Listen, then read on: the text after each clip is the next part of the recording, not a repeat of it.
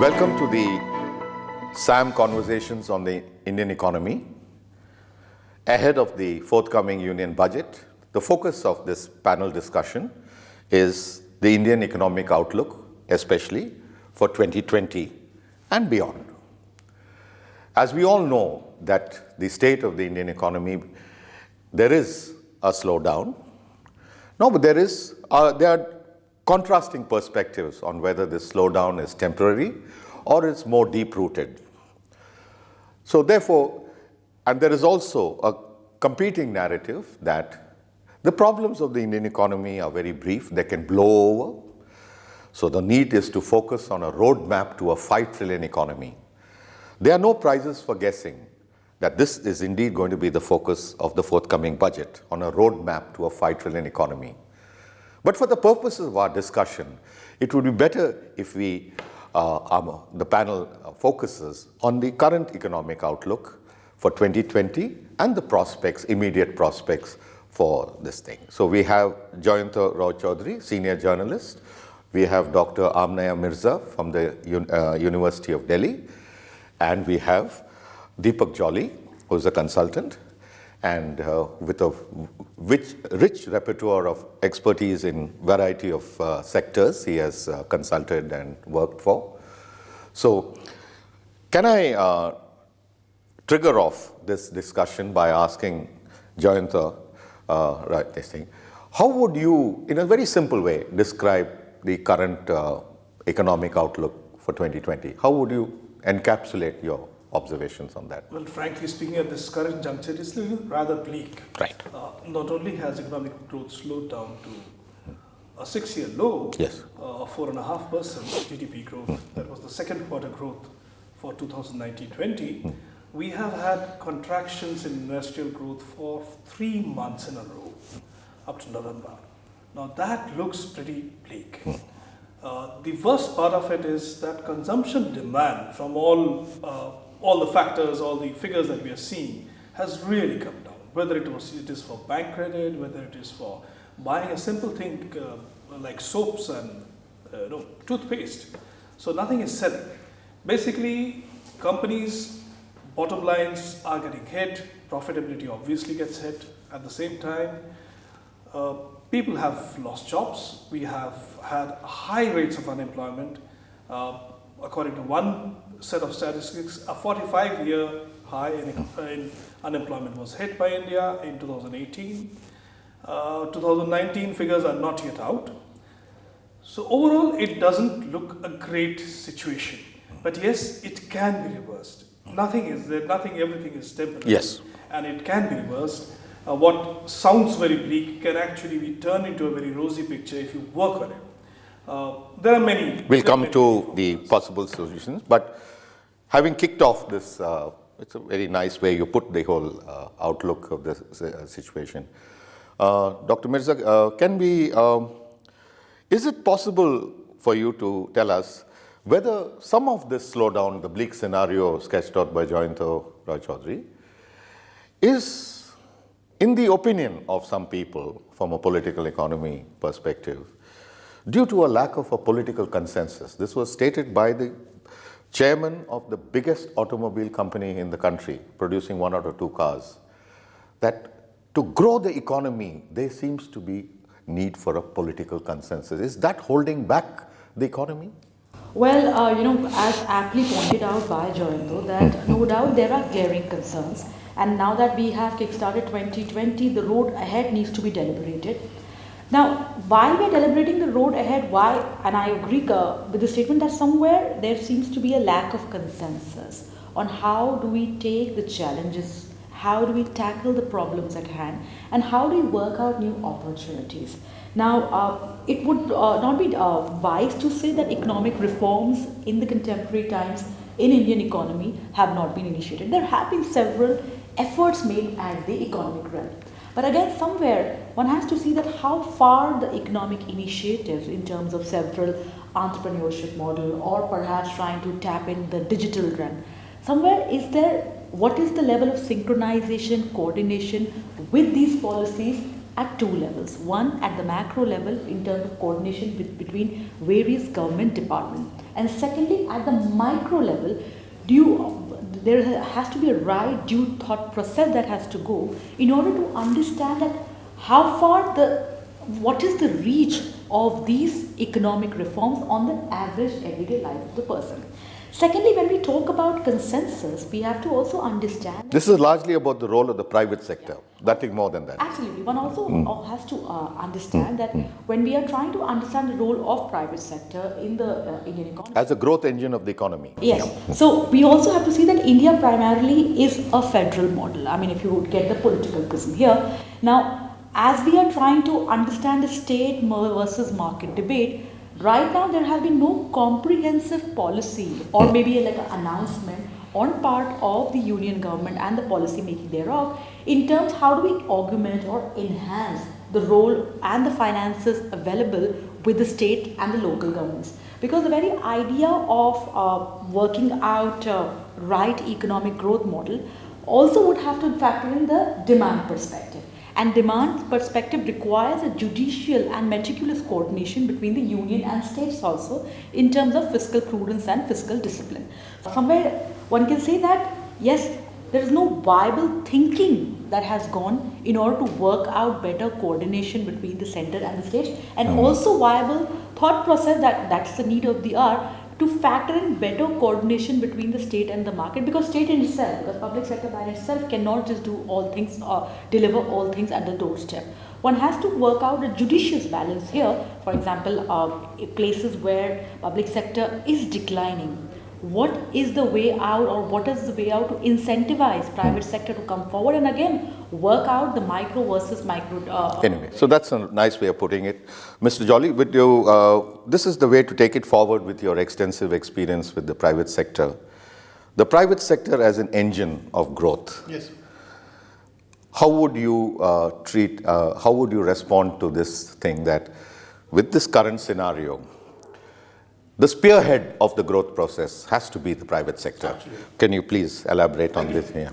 So first of all, I would just like to say that I'm an eternal optimist. Yes. And being an eternal optimist, I feel that what something goes down has to come back to its normal. The question what Jayanta just spoke about was if in last 2 years, if we have hit the lowest, or is there some more surprises? My feeling is there is a lot to look up. And there's a lot to look up from what we have done in the past. Yes. And the lessons are there with us. For 25 years, the corporate sector has reaped the benefit of liberalization. And in these 25 years, the corporates, the stock market, all show a vibrant India. No doubt about that. However, when you look at the seething problems in the economy today, we have to look at sectorally. And one has to understand that when you take each sector, whether it's telecom, whether it's BFSI, it's auto, it's food industry, food processing, each works on a different value chain.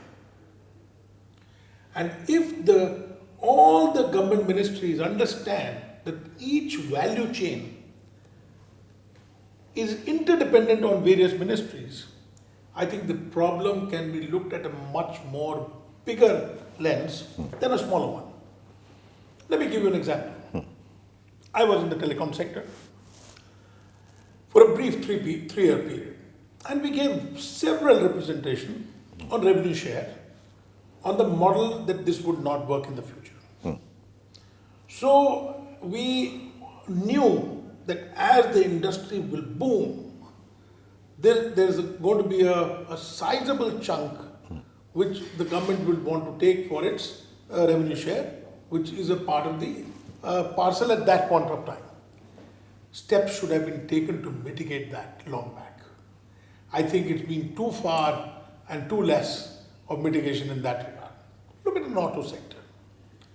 It became almost like, wow, this sector is growing so well. But innovations in that area were slow to chip in. And of course, the fact is, you have to look at the money tightness.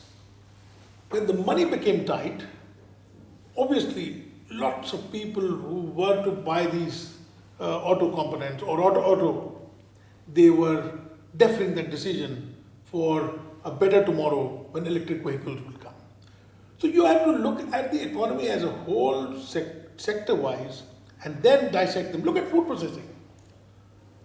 I've been in the food processing sector for the last 30 years. And it's no-brainer that only 4% of the fruits and vegetables are processed. Now the globe has moved around a circular economy. And what is it that each and every fruit and vegetable needs a value addition? It's not a question of just creating a food processing ministry. It's all about having the right kind of commerce, trade, looking at ports, looking at a larger picture, and then look at the value chain, and then making sure that that value chain will help in growing the employment. Okay. We feel... just for the moment, we can continue this with asking Jayanta to take it forward from here, the insights provided by Mr. Jolly, that it's perhaps instructive, however bleak the economic situation may appear to be, it's instructive to look at it from a sector-specific point of view, and he was outlining the various things, and each sector he outlines is a pain point for the growth process. But as an economics senior journalist, how do you arrest this bleak situation? It would appear to be, in some way, rekindling the animal spirits of the entrepreneurs across all sectors. Are there any feasible things, measures, which can indicate a sort of what can the government do to rekindle these? Absolutely. Now, economic history, if you study economic history, there are enough instances of similar depressions. Let's not call it a depression, it's a slowdown right now in India, but we have to see the fact that globally there is also a slowdown. So the Indian slowdown has been accentuated by a global slowdown.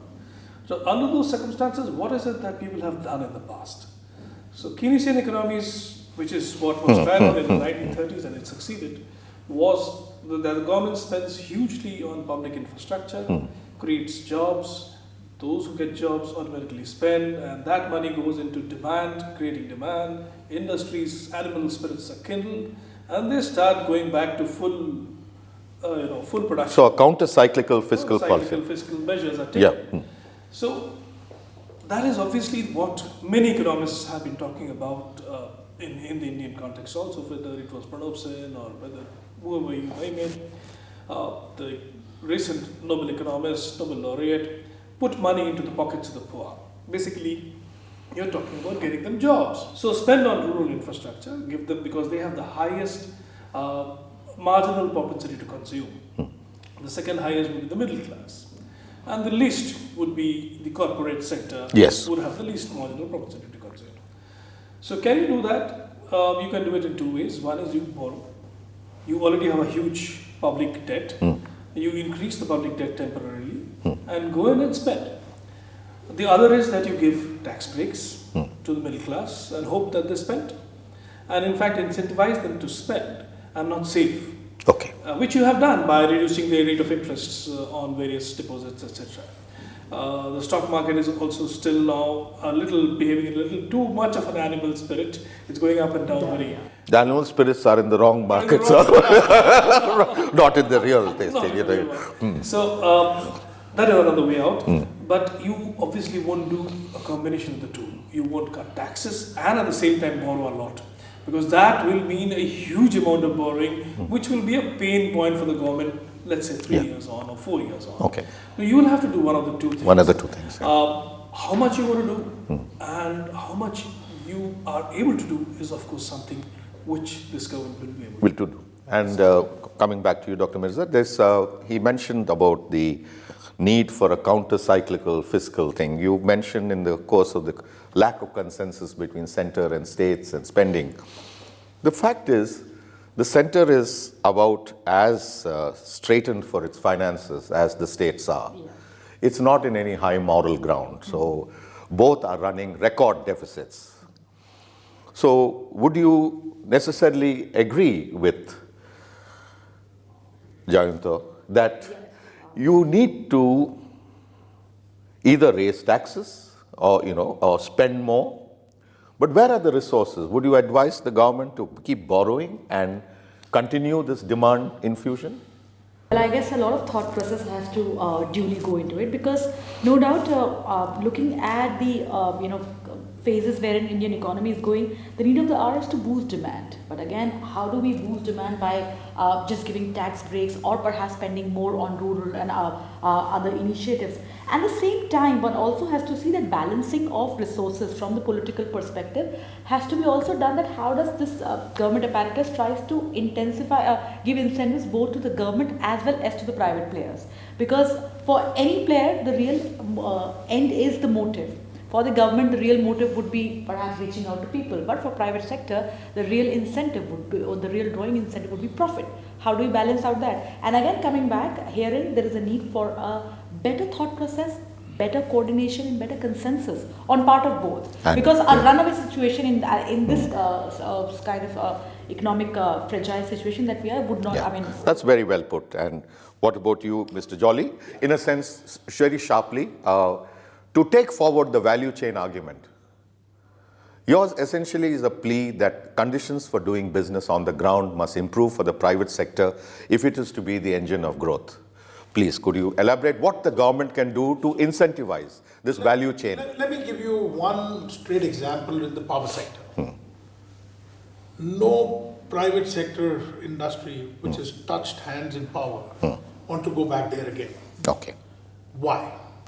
Because you balance out between free power, populist measures as in solar bidding, the cost per unit which has been decided is 2 rupees 85 paisa. Now 2 rupees 75 paisa or 2 rupees 85 paisa will not work when for 25 years the new solar industry panels have to come up. There's a huge cost which has to be put on ground, and there's a 25-year guarantee. So there were 250 manufacturers of solar panels which came into India because they believed in Make in India, because they believed that the pricing would be much better.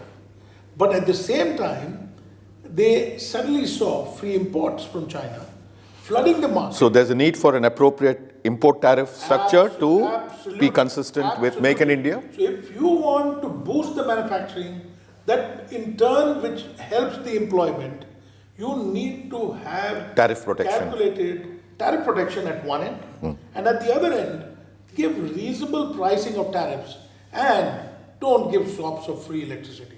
Okay. Because at the end, these are places where the industry, the private sector, cannot absorb these shocks. It may be a public sector, but for private sector, bottom line is very, very critical. So we have had a wonderful discussion on these issues, and there are interesting suggestions that can be taken forward on this matter. But one consensus, if I may say, is that not necessarily most of the panels believe that it's a bleak forever. I mean, things can be reversed if the animal spirits of entrepreneurs is unleashed, and the private sector can be unleashed to the energies of the private sector can do that to foster growth. We also talked about consensus, the need for consensus within government, the need for a thought-out thinking between center and states and all sorts of stuff. We've also heard a very nuanced view on industry with his extensive experience on how the government can promote Make in India in a meaningful way if it strengthens the value chain by giving appropriate levels of protection and incentives. And the net result of it would be not just higher growth, there'll be better employment, and take the economy onto a higher trajectory than it's currently experiencing at the moment. Thank you so much. Thanks to all our panelists for the discussion.